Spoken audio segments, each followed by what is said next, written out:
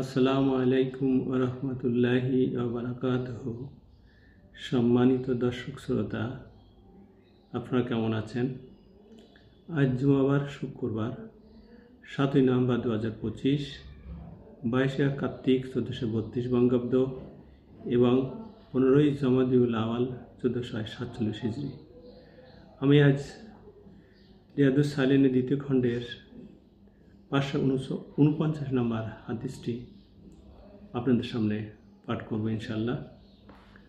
হযরত আবু হুরায়রা রাদিয়াল্লাহু থেকে বর্ণিত, তিনি বলেন, রাসূলুল্লাহ সাল্লাল্লাহু আলাইহি ওয়াসাল্লাম ইরশাদ করেছেন, প্রতিদিন বান্দা যখন ভোরে ওঠে তখন দুজন ফেরেশতা আসমান থেকে অবতরণ করে একজন বলেন, হে আল্লাহ, দানশীলকে এর প্রতিদান প্রদান করুন।